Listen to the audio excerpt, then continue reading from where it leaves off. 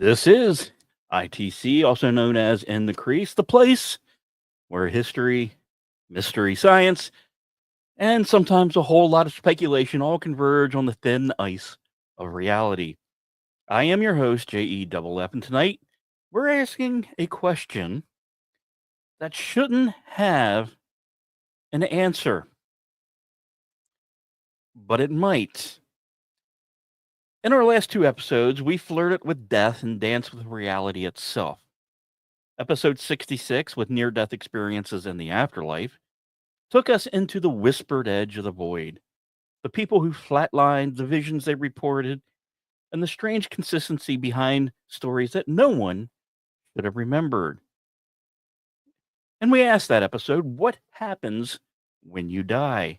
And then we wondered, what if you don't? Then in episode 67, we pulled back the curtain a little bit on quantum physics, hopefully in a fun and unique way that didn't bore people to death. Now, specifically, we talked about the delayed choice experiment. A particle can retroactively decide its own history, as if reality waits for you to make up your mind.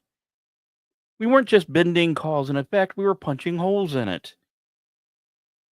And this all leads up to tonight's episode. Because if consciousness can persist beyond biological death, and if reality doesn't lock it in until it's observed, then there is a possibility, an uncomfortable, mind warping, late night thought, probably he had too much to drink or smoke, that you cannot unthink possibility. What if, from your point of view, you never actually die? Now, not because you're invincible, not because you've made some sort of deal with the devil or, taken more than your fair share of daily multivitamins, but because reality always finds a way to fork. So, there might be a way where one version of you flips through. You, the observer, always wake up, even if it's in another branch, another outcome, another timeline.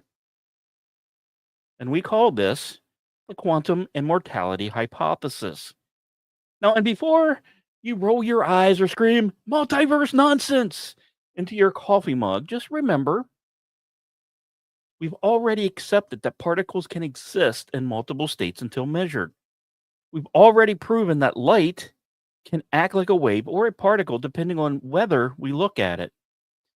We have even proven that looking can change the past. So tonight we're going to explore what it means when the observer is you. Now you've felt it, haven't you? That moment where something maybe sort of probably should have killed you. I know I did. I'm like, what, 4.5 weeks past that moment? It's very real to me. That close call, that unexplainable save, that falling tree that missed, the crash that somehow didn't happen, the breath you forgot to take but somehow still did. Statistically, something should have gone wrong. Maybe it did, maybe it does. In another version of reality, one you no longer occupy. But in this one, you're still here. I'm going to bring up a quote here real quick. You're alive. You've always been alive. You just didn't know it. That comes from Highlander. And that's sort of where we're going to begin tonight. So let's begin with something simple. You close your eyes. The lights go out. Your breathing slows. And then your heartbeat stops.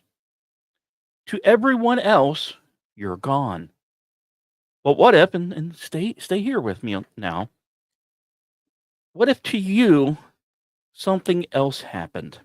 A flicker, a jolt, a jump cut, and suddenly you wake up just somewhere else.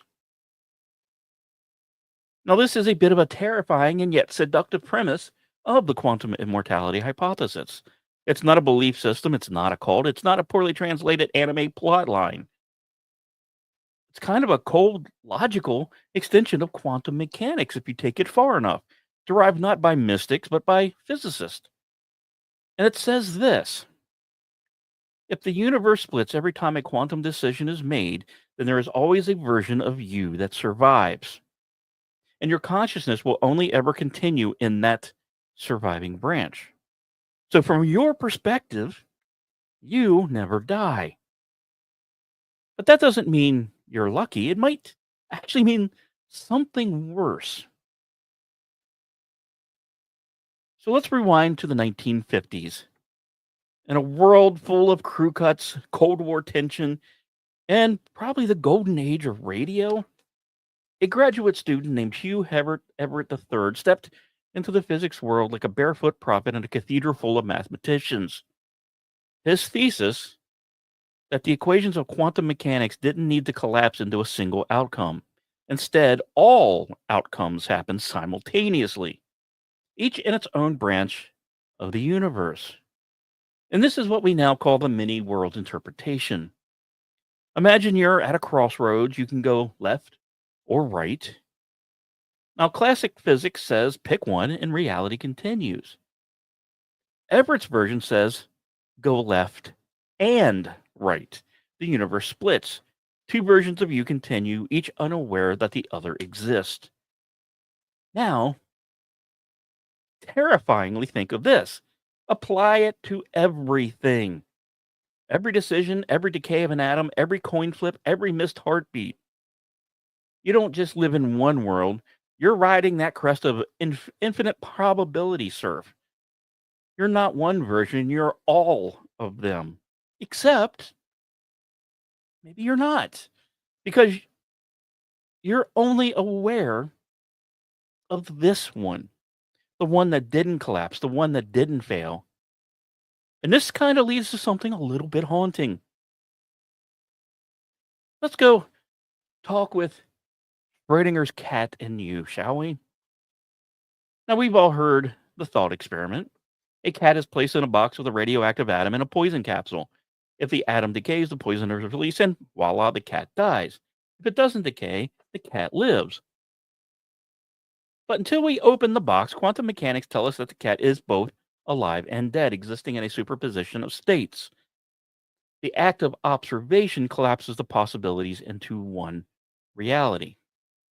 Now, let's say you are the cat, but you're not in a box, you're in a hospital room. Your heart is stopped, your brain is seconds from flatlining, everything is quiet. And yet, something collapses the wave function, and in one branch, you live. From the outside, your family grieves, your obituary is written, probably poorly, and the world spins on. But you blink, you gasp, you somehow survive. And to you, that's the only version that exists. That's quantum immortality. You didn't jump from one timeline to another. You didn't suddenly gain the ability to dodge bullets like Neo in the Matrix, though that would be cool as hell. You simply never experienced death. Because in any universe where you would have died, your consciousness just isn't there anymore. So let's slow this down a little bit. It's not that you become immortal in the traditional, vampire bitten, glowing or anime hair kind of way. It's that death from a first person perspective becomes unobservable. You can't experience not being conscious. You can't observe your own non existence. So your consciousness always continues in whichever reality allows it to. Now, yes, this does stretch things. This isn't about waking up in a new body or hoping dimensions like some Saturday morning cartoon. It's about your own subjective awareness riding the wave of non-fatal outcomes, because that's the only stream of information it can possibly experience. Now, this raises some pretty disturbing implications. Say you fall off a building. That fall, depending on the height, is fatal in 99.9999999% of timelines. But in one, and all you need is one, it's one of the few things the Avengers movie got right. A branch exists where you hit a canopy, bounce, land in a dumpster full of bubble wrap, and walk away bruised but alive. If quantum immortality is real, that's the one you continue in. But no one else does, because in their version of reality, you're dead. From their perspective, you're gone. From yours, you're still here again. But now you're even more alone. And this is where quantum immortality actually becomes a curse, because you do not get to pick which branch. You do not get to pause. You don't get to leave notes for the others. You just keep going. You outlive the accident, then the disease, then the war, then somehow a global catastrophe, then the solar flare, then the probable alien invasion that did not come from Alpha Centauri, and then the heat death of the universe. Because at every turn, no matter how improbable, your subjective experience always finds that one narrow path that allows you to continue. And it gets narrower every time. Now let's be fair here. Mainstream science does not accept quantum immortality as proven fact. The many worlds interpretation is popular among theorists, but it's not universally accepted. There's no definitive way to test this hypothesis either, because if you die, you can't tell anyone what happens. It's kind of a one player game. Now, physicist Max Tegmark, who has written extensively on consciousness and quantum identity, acknowledges the logic of the argument, but also admits the unfalsibility problem. And I know I butchered that word, but I'm not going to complain. Here's the thing. It's compelling, it's elegant, it's possible. But it doesn't mean we know if it's true. And that's what makes it both haunting and oddly hopeful.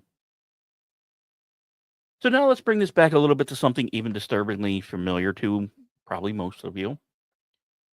Have you had a moment where you should have died like I did 5+ weeks ago? You know, that car crash that did somehow miss, that moment of breathless panic underwater, and then you surfaced, and a sudden illness that just stopped, 105.9 degree fever, and boom, half an hour later, you're fine. Maybe you chalked it up to luck. Maybe you gave credit to divine intervention or the skill of a doctor who was under divine intervention. Or maybe it was just pure randomness. But what if in every one of those moments you did die in someone else's timeline, but not yours? You just kept going. Now, at first, this does sound a little comforting. You can't die. Cool. Time to quit your job and live off microwave burritos while base jumping. But that's not how it works. You don't get every possibility. You can only get the one that lets you survive. Not thrive, not win the lottery, just somehow manage to survive. You're probably wounded, probably disfigured, probably lost, you probably feel trapped. You don't become a hero, you just become alone. Because the reality of this theory is eventually you outlive everyone. Not because they died, but because you took a different path, a different branch, and no one else followed. No, because if we take quantum mechanics seriously, if we accept the superposition of particles, the observer effect, the delayed choice paradoxes, then this is a door we have to look through. Not walk through, just look. And ask the question, what if this is the last time you ever hear another voice? What if this is the final branch? What if this is the reality where you survive but no one else does? Would you still want to live forever? Or would you, like every creature before you, hope for peace? Because here's the catch. Quantum immortality does not mean immortality. It just means you never get to experience death. And that might actually be worse.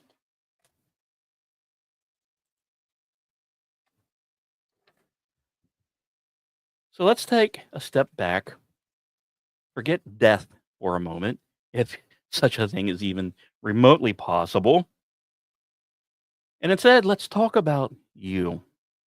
Not just you now sitting in your chair, driving your car, or suspiciously eyeing the leftover meatloaf in your fridge at, 1:14 in the morning. Not that I've done that recently. I mean, every possible version of you. Because if many worlds is true, if the universe splits with every quantum interaction, then there's a you who's a plumber in Boise. Or maybe you're a ballet dancer in Prague. A you who never got that tattoo. And the you who decided to get 5 more. There's a version of you who died in a car crash at 17. One who became a millionaire from an app that somehow you here never invented. One who just didn't sneeze at the wrong time and thus never rear-ended a state senator's BMW.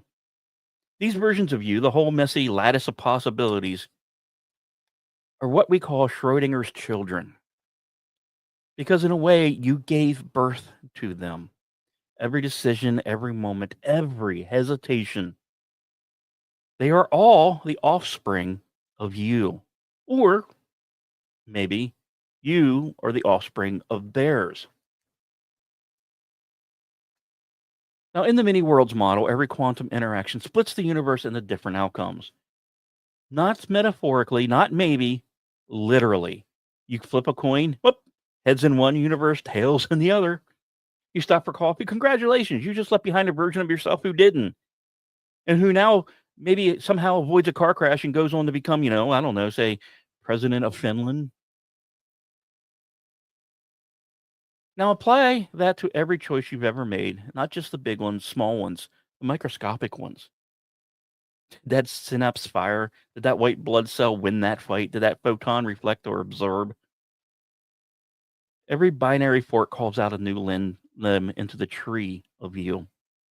And before long, it's not a tree, it's a fractal, a tangled, recursive, infinite growth of realities, some barely different, some highly unrecognizable. Now, if we haven't been weird already, it does actually get weirder. You have to ask yourself which one of these versions is the real you. Now, sure, you're tempted to say, well, this one, duh. The one who's listening to this amazing, awesome program.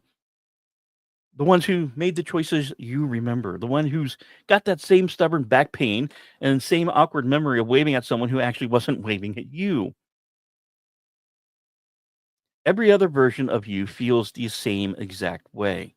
They remember their own past. They have scars and triumphs and regrets and playlists. They believe they are the real one. And guess what? They are to them, just like you are to you. Now, multiply that by infinity. I know there's mathematicians out there screaming at me. You can't do that.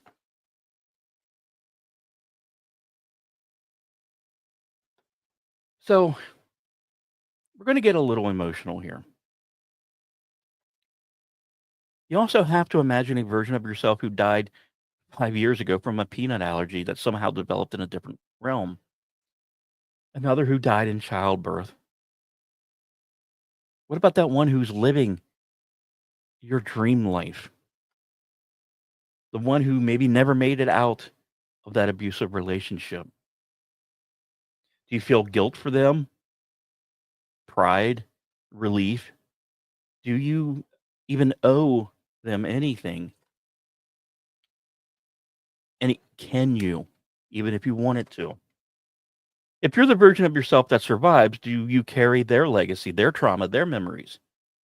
Or are you just playing dice in a cosmic casino with infinite tables and the dealer never explains the rules? Now, some philosophers have begun calling this a collection of yous, the conscious ensemble. The idea that your experience isn't just your own, it's part of a larger pattern of identity. And it's something Corin Nemec and Rick talked a little bit about tonight on Corin's Reading Room show that preceded us. The idea that your experience isn't just your own is part of a larger pattern of identity. You're not an individual, you're a statistical blob of probabilities that's been given a voice and shaped by chance. Congratulations, you're kind of a walking quantum smear.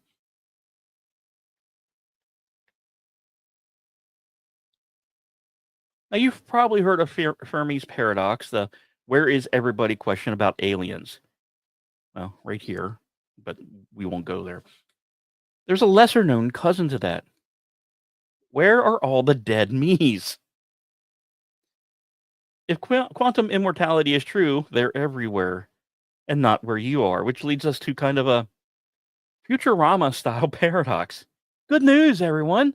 You survived an infinite number of deadly timelines to make it to this one. Bad news. It was the crappiest one that let you live. Because here's the kicker: the universe that lets you survive may not be a kind one. It may just be technically survivable. Now, in Act 1, we talked about the horror of always surviving, even as others don't. And here in Act 2, we're kind of, start to confront a deeper dread. The versions of you that didn't make it might have been better, better partners, better parents, better people. But they're gone. And you're still here. Not because you're special, not because you may even deserve it, but because probability rolled your way once more. So, what do you do with that?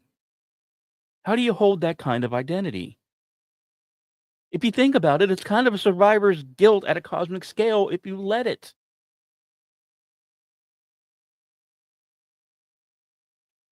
But let's change some metaphors a little bit. You're in a room full of mirrors. Each one reflects a slightly different version of you. Some are thinner, some are older, some are smiling, some are crying, some wearing a very, very unfortunate mustache. Now imagine you walk up to one mirror and the reflection doesn't match. That's the version of you who maybe didn't hear this podcast. The one who turned it off 5 minutes ago because you're sick of hearing me. The one who clicked on a TikTok video about raccoons instead. I get it. They're cute. I understand. The point is, we live our lives assuming we are a singular, unbroken line, a continuous story. But quantum theory suggests we are just one thread in a tangled knot of timelines, and most of them are inaccessible. Like your siblings in Schrodinger's box, trapped in different outcomes. Are you better or just, still going on? Now, of course, we have to go even deeper into the ghost in the quantum machine. You have to ask, what is consciousness anyway? If your mind is just a pattern of electrical signals in your brain, and if that pattern can occur in many different quantum outcomes, then what exactly are you? You're not a body, well, because that decays. You're not a timeline, because that fractures. You're a pattern. You're an experience, a sliver of awareness moving through space time, always from the inside. And as we all know, patterns, well, they do repeat occasionally. So even if you died in 1,000 timelines, if there's one where the pattern continues, you experience. You have to think about a concept from software. You are the loop that doesn't ever break. That old fashioned 10 high, line 20, repeat line 10, it just keeps going and going and going and going.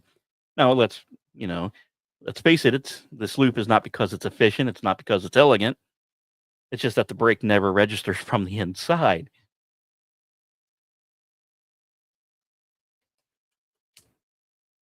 So as we're closing in on the break, I have a little bit of a thought experiment for you. Tonight, when you go to sleep, imagine this. As you drift off, your consciousness slides toward a quantum fork. In one path, your heart gives out a quiet end, no pain, just stillness.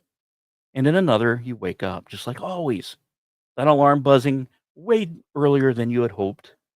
The same cracked mug of coffee, the same cat yelling at the wall for apparently no reason. Now, from your point of view, which path happened? You're right, the only one you can observe. Now, imagine that fork happening every second, every breath, every twitch of an eye, every misfired synapse, in every case, your version of you continues. Always the one that continues. It's like a video game where the player never sees the game over screen, just a jarring camera shift to the moment right before. So we ask again, if these countless other versions of you exist, what do you owe them? Anything? Are you a survivor, a ghost, a statistical inevitability? Or are you the mistake? The last one somehow still crawling while the others got to rest. Now, of course, some physicists warn against taking this idea too literally. After all, it is just a hypothesis, a mathematical possibility, unprovable and deeply unnerving. But that doesn't mean it's not useful. Because when we think of our lives as single paths, we tend to grow obsessed with regret. We say things like, if I only had turned left. If only I had said yes. If only I had asked that girl out. But if this theory holds weight, you did. At least some version of you did. And they're living with that now, just like you're living with this. So let's say quantum immortality hypothesis is real. You never die. From your point of view, every fatal encounter finds a loophole. Every terminal diagnosis discovers a 1 in a million treatment. And every final moment turns out to be, well, not quite final. And this goes on and on and on. Somehow you cheat death once, and then again, until the very concept of death becomes theoretical, a thing that just simply happens to others. So we will be back in a few minutes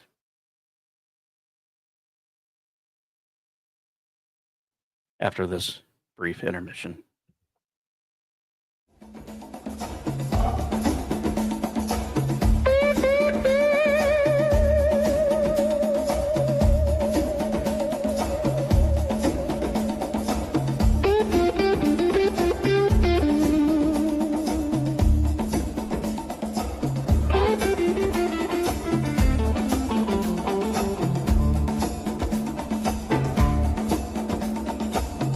Watch them light the stakes again. Chanted prayers through rotting skin. Toss a coin to play against sin. And smiled when the fire bit in. The king he wept, the priest just lied. I walked away while others died. Oh, I'm the last to fall. Still standing when they lose it all. Oh, I've seen it rise. I watched it crawl. Baby, I'm the last to fall.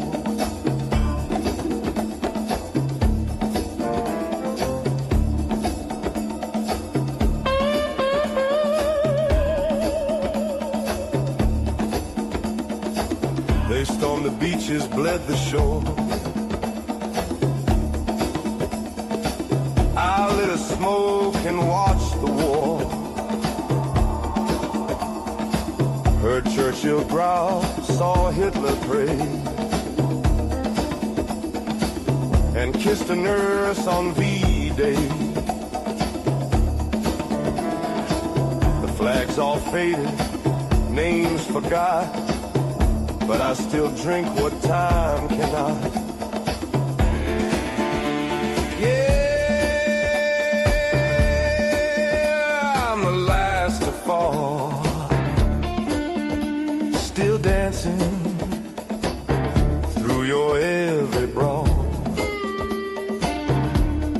Oh, the bombs, the brass, the curtain call, I stay behind, last one of y'all.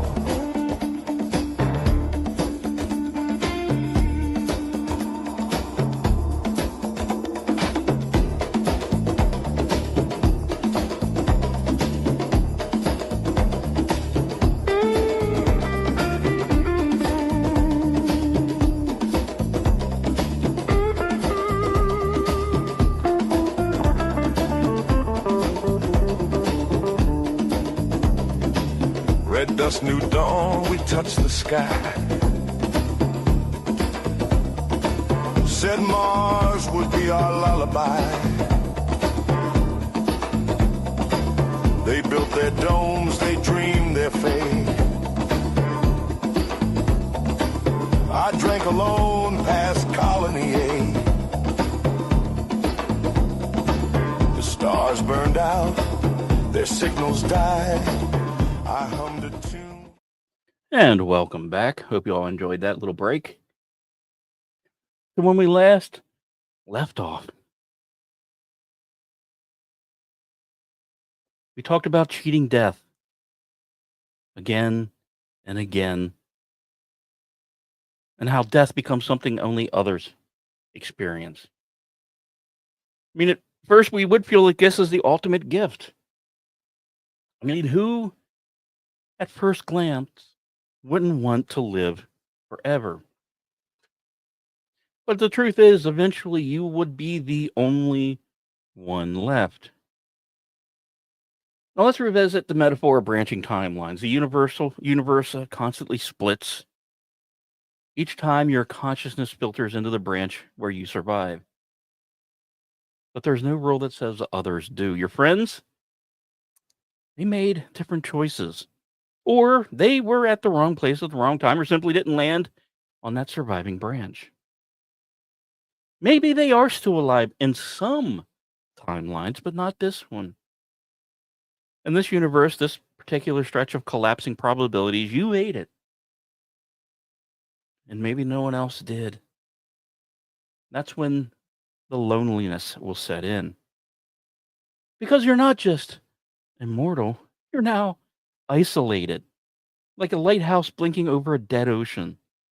Still somehow sending signals, but there's no one else to receive it. Now, far too often we tend to fantasize about immortality, watch movies like Highlander and others. We imagine centuries of wisdom, time to read every book ever written and every book that will ever be written, time maybe even see the stars, time to love and lose and love again, and so on and so on. But quantum immortality doesn't give you that. It doesn't make you invincible. It doesn't give you healing powers. It just refuses to let you stop. You'll still get sick. You'll get injured. You'll still get old. Somehow there will always be some sliver of a timeline, some branching thread that somehow you don't quite succumb to. This will mean pain. It'll mean suffering. It'll mean pushing forward when your body is failing, your memory fading, and your bones hollowing into the chalk. Now, this isn't the clean immortality of elves or AI consciousness uploads. It's kind of the gritty truth of biological immortality of stubborn cells and duct tape quantum probabilities. So let's say you're 107 years old. You fall asleep one night and don't expect to wake up. And in 99.9999999% of all possible timelines, guess what? You don't. But it only takes one. a branch that curves slightly. Your heart decides to hiccup and recover. Your brain flirts with oxygen starvation and somehow pulls back, and your body just refuses to stop. You open your eyes. It's now the next day. Everyone thought it was over. You thought it was over, but you're still here, alone again, and it will just keep happening and happening. And each time, well, mathematically, your odds get worse. The path gets narrower, the memory moments less pleasant. Eventually, you're a husk of yourself held together by chance and threadbare possibility, but yet somehow, some way, you are still technically alive.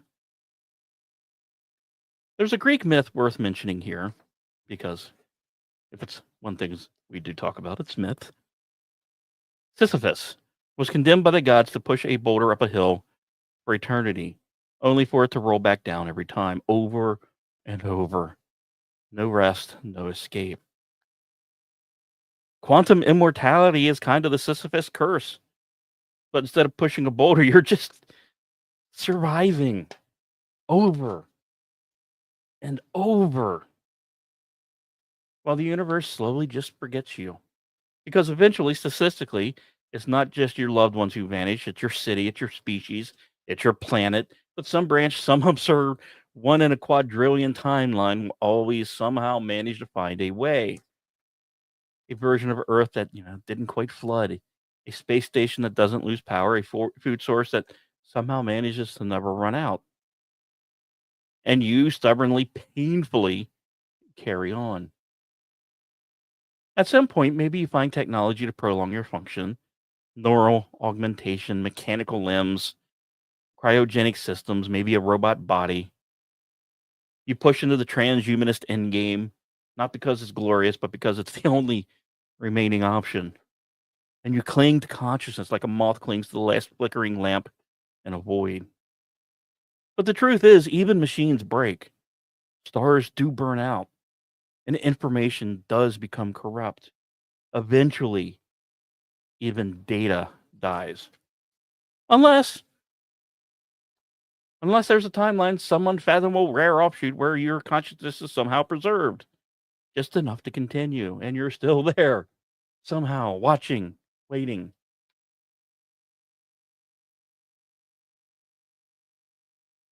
Now, here's another unsettling part of this whole hypothesis.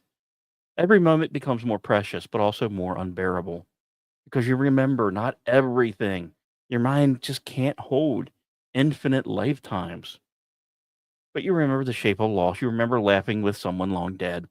You remember the sound of a city simply doesn't exist anymore. You remember sky collars no one else can remember anymore. And with each new timeline, it's a little dimmer, a little emptier, and a little colder.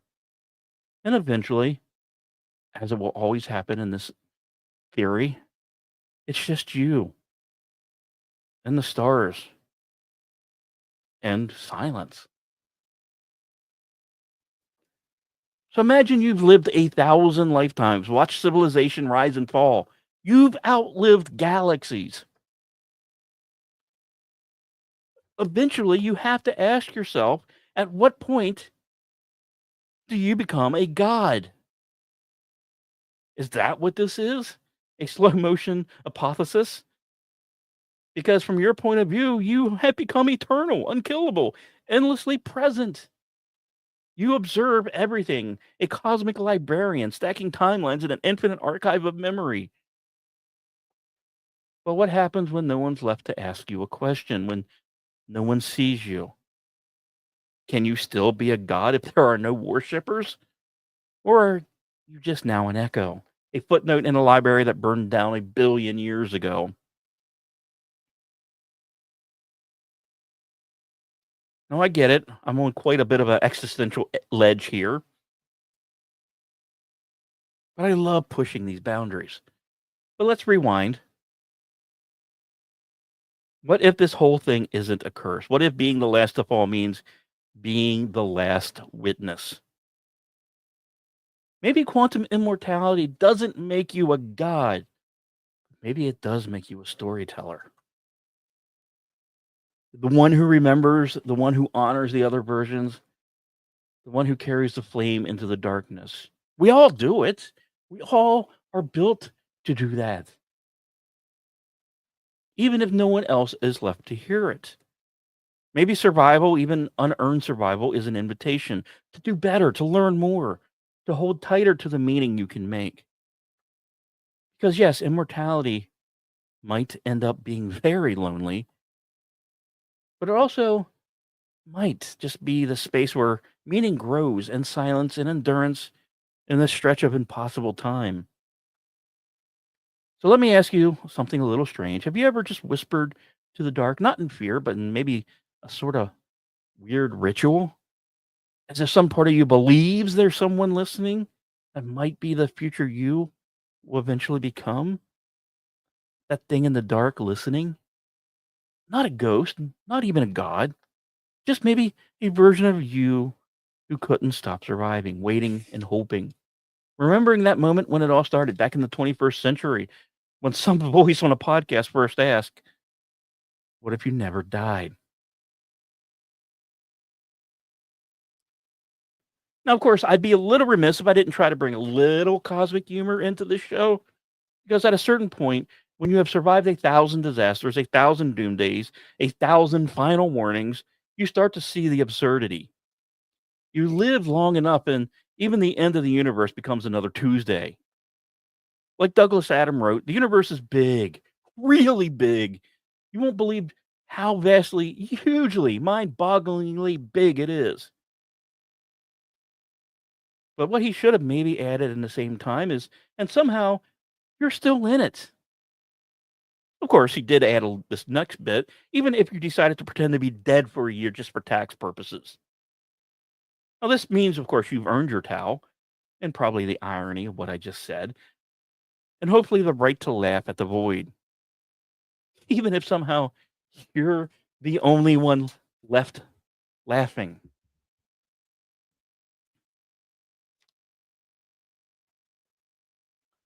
So, as we know, the universe ends in decay, not in some big fire, not in some massive, amazing battle, but in a slow, inevitable unraveling of the order. And that's kind of the punchline and the final joke of it all. Not because it's funny, but because it's absurd. Everything ends, except maybe you. Now, we've danced this quantum waltz for now for 3 episodes, and hopefully you haven't gotten tired of it. I've tried to bring a little bit of education and entertainment along. But in ITC 66, we asked whether near death experiences were just neural fireworks, or were they something more? We found patterns and stories from across the globe: light, presence, peace, memory. Some in science called them hallucinations. But we noticed something curious. No one ever remembers being nothing, even after flatlining. Then in ITC 67, we broke realities back with the delayed choice experiment. A particle doesn't commit to being a particle until it's observed, even after it's past the measuring device. Cause and effect? Well, that seems, optional now. Time? Well, time seems very flexible. So we sort of concluded between those 2 episodes, observation isn't just passive, it's participatory. So now here in ITC 68, we face the deepest consequence.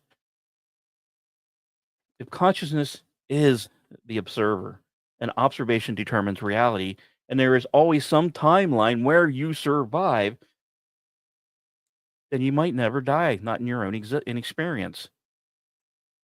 But we have to ask, what kind of joke is that? And what does it mean for meaning? So let's talk a little bit about entropy. Entropy is the measure of disorder in a system, the arrow of time, if you will. The reason why your ice cream melts instead of unmelts. Why your knees don't get less creaky with age. In physics, all systems move toward entropy. The universe, left to itself, becomes more random over time. Heat diffuses, stars will burn out, order collapses. So when we say the universe ends in heat death, we mean everything spreads out too thin to do anything useful. No stars, no change, no contrast, just gray forever. Now ask yourself, if your consciousness must follow the path where it survives, what happens when there's nothing left to survive in? When there's no warmth, no sound, no difference between one moment and the next? Do you technically still go on? Or are you just aware in a sea of nothingness? Oh, guess what? Congratulations. You're now trapped in the least interesting possible hell one could imagine. The final entropy isn't external, it's psychological. So let's try another metaphor, shall we? Imagine you're stuck in a room with wallpaper. At first, you notice the shapes, you count them, you trace them with your finger. Years pass. You start naming every curl, mapped every imperfection, invent stories for every swirl. Decades pass. You've seen patterns in the cracks. They begin to speak to you. Centuries pass. You start forgetting why you're even in this room. Eventually, the wallpaper is the room. You now discovered you're not immortal, you're stuck, going through every name in the galactic's who's who to insult them. There is a danger of meaningless survival because without change, experience stagnates, and without contrast, memory decays. And without death, there's no punctuation in your story. Just one eternal sentence running on and on without breath or pause. And it's entropy that has the true joke of all of this hypothesis. Because here's the punchline: quantum immortality is not the conquest of death, it is the exile from it. The comfort of death, as terrifying as it is, lies in its finality. It gives context, it ends pain, it makes a story. But if you're always in a branch where you keep going, you just don't get an ending. Just increasingly improbable continuations, weaker, lonelier, stranger, and eventually utterly pointless. The joke isn't that you survived. The joke is that your survival without purpose is indistinguishable from decay. You didn't win. You just never quit running the race. Now, there's a reason we love stories with endings, not just the happy ones, the tragic ones too. Because endings give shape to what came before. They give meaning to choice. If Romeo and Juliet live, the story becomes a melodrama. If Frodo stayed in the Shire, the meaning of the ring is nothing. If Darth Vader just lives forever, he never actually redeemed himself. Endings let us reflect. Without them, you never know which part was the middle. And without a middle, you can't grow. Survival becomes an indefinite loop, a snake eating its tail, and yet somehow it's just too tired to chew. I want to return one last time to the delayed choice experiment. In that quantum setup, a particle doesn't decide what it is until after it's been measured. Time sort of becomes elastic, and that now applies that to you. If your consciousness is the observer and observation collapses reality, then you are the collapse point. This means you don't know what you are until the moment of reflection. You were not the story until you look back on it, which raises a perhaps even more terrifying question. What if you never get the chance to look back? What if your story just keeps stretching forward, but never wraps up?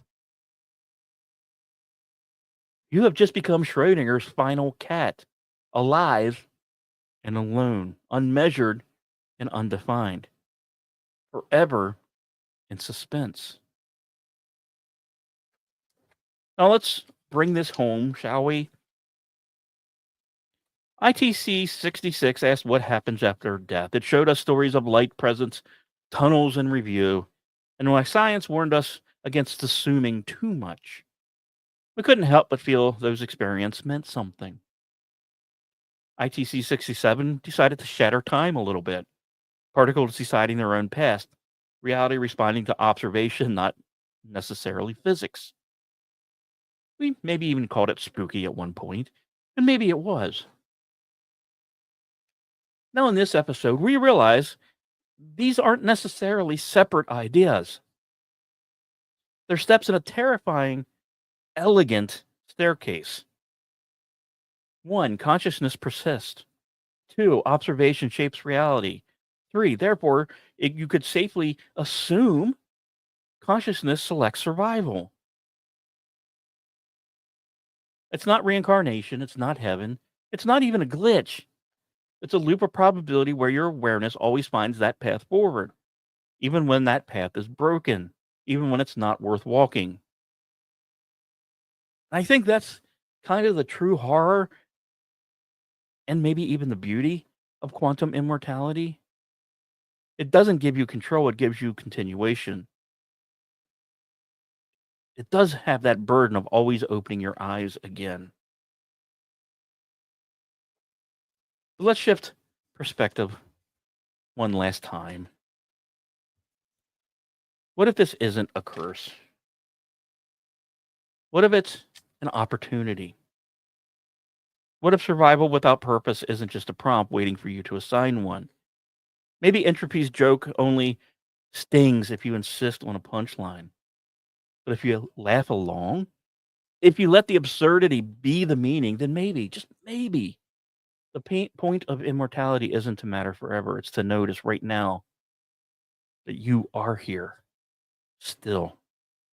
That after everything, the chaos, the statistics, the stars collapsing in silence, you exist.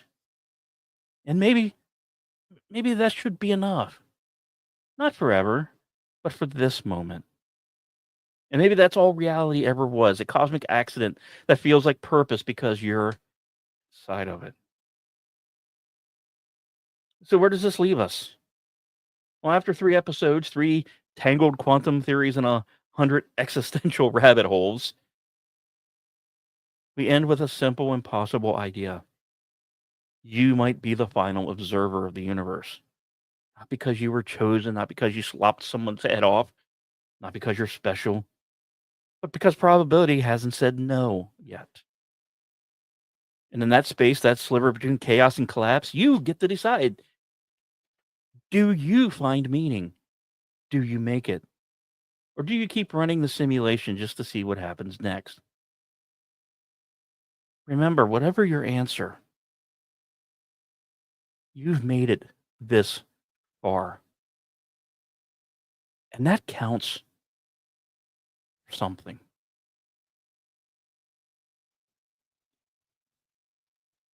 Now, in 2 weeks, we're going to take all that immortal curiosity that we've had in the last 3 episodes and we're going to cash it in. Because let's face it, if you are going to live forever, you're going to need a hell of a lot of money. So in ITC 69, the exoplanet gold rush, we're going to present some stories of greed, cosmic capitalism, asteroid mining, and why space might be the next El Dorado. And well, it is ITC 69, so we're going to have a few spicy jokes along the way because of episode 69. Nice. Now, this has been In the Crease. And if we don't see you in 2 weeks, just remember, there is a version of you who will attend. I hope everyone has a great evening.